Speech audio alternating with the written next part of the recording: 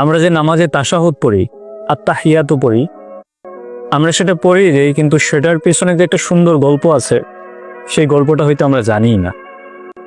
আমরা শুনেছি যে রাসূলুল্লাহ সাল্লাল্লাহু আলাইহি সাল্লাম মেয়ারাজে গিয়েছিলেন। ইসরা এবং মেয়ারাজের সেই গল্প আমরা অনেক শুনেছি, অনেক আলিম উলামা বলেছে, অনেক বইয়ের গল্প শুনেছি, অনেক ভিডিওজে দেখেছি।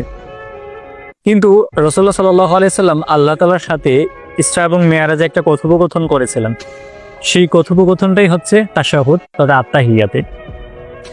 রাসূলুল্লাহ সাল্লাল্লাহু আলাইহি সাল্লাম আল্লাহ তাআলার সাক্ষাতে কিন্তু আল্লাহ তাআলাকে সালাম দেন নাই, কারণ আল্লাহ রাব্বুল আলামিন নিজেই তো শান্তি দেন সবাইকে। আল্লাহ তাআলার শান্তি চাওয়াটা তো আর মানায় না, রাইট?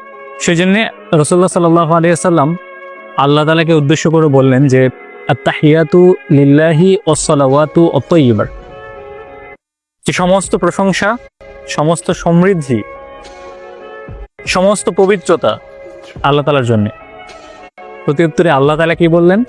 আল্লাহ তাআলা বললেন যে আসসালামু আলাইকা আইয়ুহান নাবিয়্যু ওয়া রাহমাতুল্লাহি ওয়া বারাকাতুহু, যে হে আমার সুপরিচিত নবী, রহমত এবং শান্তি বর্ষিত হোক আপনার উপরে। সাল্লাল্লাহু আলাইহি সাল্লাম আবারও বললেন যে আসসালামু আলাইনা ওয়া আলা ইবাদিল্লাহিস সালিহিন, আমাদের উপর শান্তি বর্ষিত হোক এবং আরো বর্ষিত হোক তাদের উপরে যারা সৎ কর্মশীল।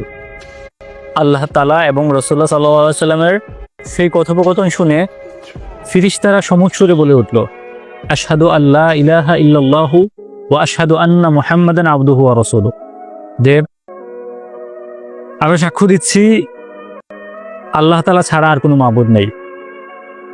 রাসূলুল্লাহ সাল্লাল্লাহু আলাইহি ওয়াসাল্লাম আল্লাহ তাআলার বান্দা এবং রাসূল। আমরা ইবাদতে মজা পাই না এই জন্যেই, কারণ হচ্ছে আমরা আসলে ইবাদতের গল্পগুলো বুঝি না। সূরাতে আল্লাহ তাআলা কি বলেছে সেই গল্পগুলো জানি না। এই জন্য আজকে থেকে আমার ভিডিওটি যারা দেখেছেন তারা নিশ্চয়ই আত্তাহিয়াত পড়ার সময় সেই কথোপকথন আপনাদের চোখের সামনে ভেসে উঠবে। সেই চমৎকার দৃশ্যগুলো আপনাদের সামনে ভিজুয়ালাইজ হবে এবং আপনারাও মজা পাবেন।